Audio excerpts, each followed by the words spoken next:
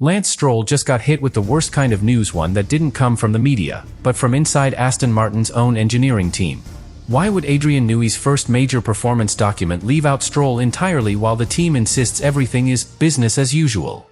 You're about to see the leak that exposes Aston Martin's real 2026 vision and why Stroll may already be off the grid before the car even hits the track. And here's the twist: if this strategy is real, even Lawrence Stroll might not be able to save his son's Formula One career.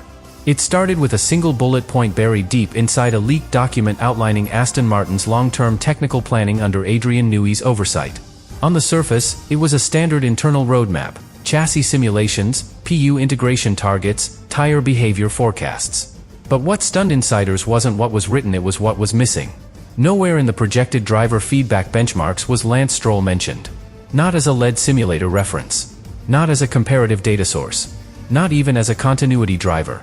The message was silent, but crystal clear: Newey's vision doesn't include Stroll. Not technically. Not strategically.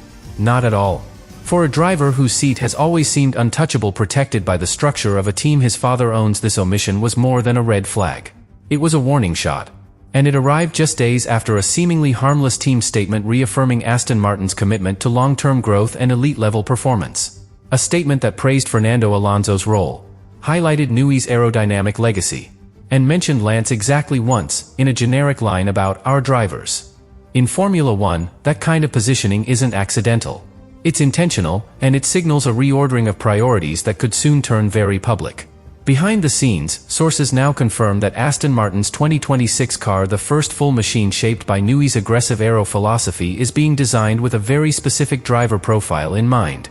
High adaptability, extreme precision under yaw instability, and rapid feedback response during live setup evolution.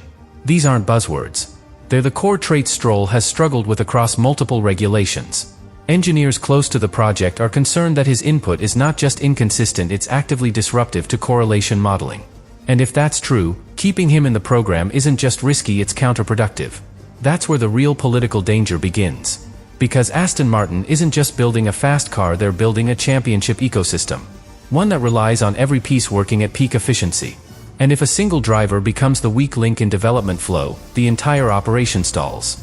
Adrian Newey has built his reputation not just on speed, but on precision systems. His cars demand drivers who behave like instruments, not wildcards. And right now, the internal feeling is that Alonso can deliver that. Stroll can't. And that gap isn't narrowing. It's growing. What makes the situation even more volatile is the timing. Honda, set to join Aston Martin as their works power unit supplier in 2026, is rumored to have already voiced concerns behind closed doors. Not about the engine. About the driver lineup. Honda is known for preferring technically disciplined, feedback-rich drivers, those who can integrate well into the Japanese development structure. It's no coincidence that names like Yuki Tsunoda, Liam Lawson, and even Ayumu Iwasa have been floated as potential 2026 options. If those conversations are real, it means Lance's future isn't just in doubt, it may have already been reassigned. And here's where the emotional weight hits hardest: even Lawrence Stroll may not be able to stop this. The very infrastructure he built to elevate his son to the top of the sport is now attracting forces too powerful to control. Newey, Honda, Alonso, Liberty Media's growing influence, technical staff with championship experience. These aren't people you can placate with sentiment or PR management. They want results. They want efficiency. And they're making decisions based on one brutal question: can Lance Stroll deliver at the level this car will demand? Right now, the data suggests no. So now, Stroll isn't just under pressure, he's on borrowed time. Every race in 2025 becomes a final exam. Every practice session a career referendum. The team might not say it out loud, but internally, the debate is already underway. Do they give him one last chance to adapt? Or do they move on before the Newey Honda project suffers a setback before it even begins? Either way, the silence in the leaked document said everything the press release didn't. Aston Martin is building something for the future, and Lance Stroll might not be invited. The silence around Lance Stroll's name is no longer subtle, it's a deliberate strategy. Within the walls of the Aston Martin campus, the shift in tone has been unmistakable. What was once a culture of quiet protection and patient development around Lance has now become a results-first environment shaped entirely by data. According to several team insiders, there's been a quiet restructuring of how driver feedback is handled. Alonso's comments are fast-tracked to the performance engineers and Newey's aerodynamics team. Stroll's notes, by contrast, are now reviewed as secondary inputs, an unmistakable signal that his role has shifted from co-leader to placeholder. When a driver begins to be treated like a passenger in their own garage, the end is never far away. What makes the situation even more precarious is the influence of Fernando Alonso. The two-time world champion has embedded himself not just as a driver, but as a central figure in Aston Martin's future architecture. Alonso is attending every technical debrief, actively shaping the simulator program, and even sitting in on early development calls with Honda and Newey's team. His role has evolved beyond the cockpit. Some are even calling him a de facto development captain. In contrast, Stroll is said to be increasingly distant from these critical touchpoints. Whether by design or instinct, the team is beginning to orbit around Alonso. And when a team recenters its gravity, anyone outside that center becomes vulnerable. Meanwhile, Adrian Newey is known for his ruthless clarity when it comes to performance alignment. He has never tolerated passengers, only collaborators who can elevate his designs through detailed feedback and adaptive driving style. His most successful partnerships, Vettel at Red Bull, Hakkinen at McLaren, Hill at Williams, all shared one thing: they shaped the car, and the car shaped them back. Stroll, by contrast, has never been a development-oriented driver. He's been reactive, not predictive. And with the 2026 car expected to feature unprecedented aerodynamic sensitivity, the margin for feedback error is microscopic. If Newey already believes Lance can't provide that clarity, it won't be a matter of if he's replaced, but when. The political consequences of removing Lance, however, are far from simple. Doing so would not only signal a dramatic shift in Aston Martin's internal culture, but also effectively dismantle the public narrative the team has built since its rebranding. The Strolls, after all, were the architects of the team's financial resurrection. Lawrence brought the capital, the factory, the vision. Lance was meant to be the legacy. Removing him would be an admission that sentiment can't survive the weight of ambition. It would prove that even billionaire influence has limits in a sport governed by competitive survival. And that message would echo through the entire paddock, reminding every young driver that Formula One is a meritocracy first, and a business second. There's also a growing commercial dimension to this storm. Sponsors have started asking quiet but pointed questions about the team's long-term direction. Brands want to be associated with winners and with narratives that inspire confidence, not controversy. If the perception grows that Stroll is being protected at the cost of performance, it could damage Aston Martin's hard-earned credibility.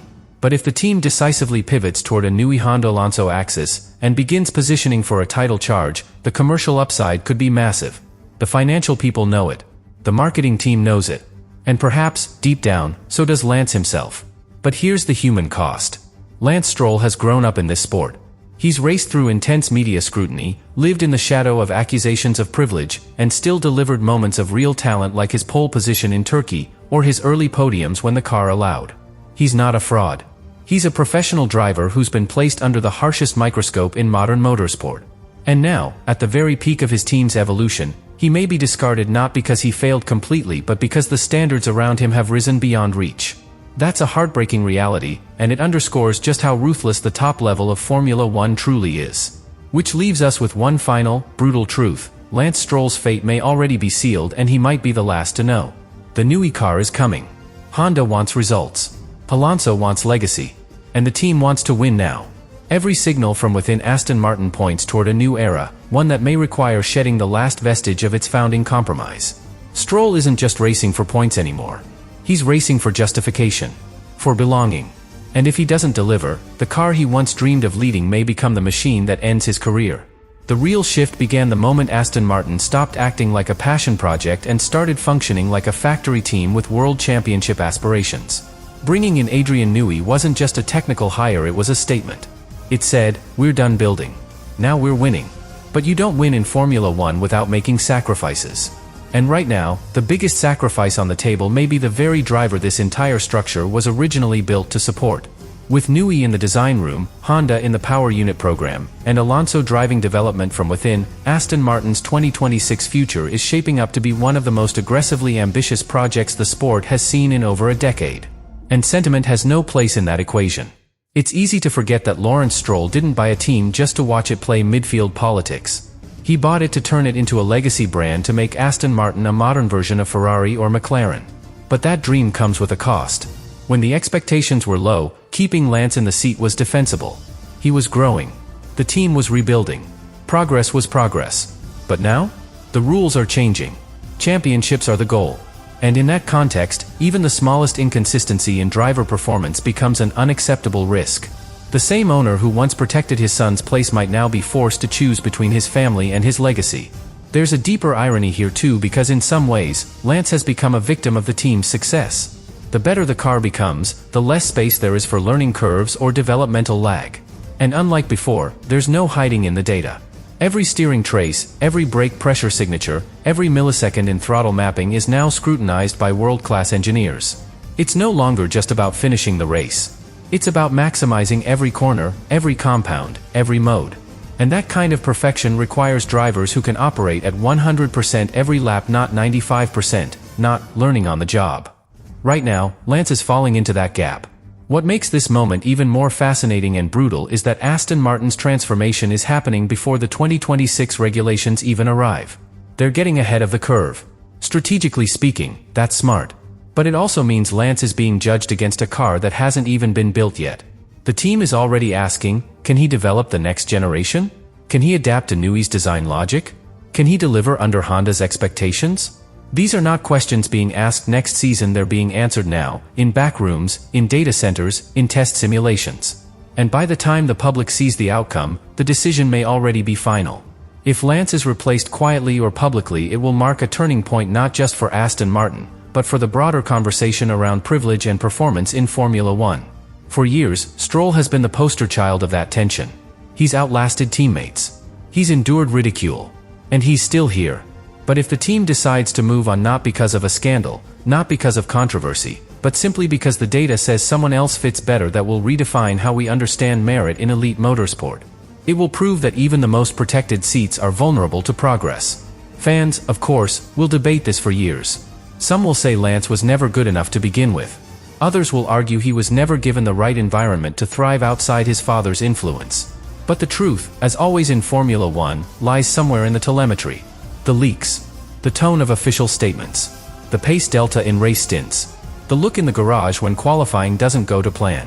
The sport has a way of showing you the truth long before it's said aloud. And right now, Aston Martin's body language is screaming one thing: they're preparing for life after Lance.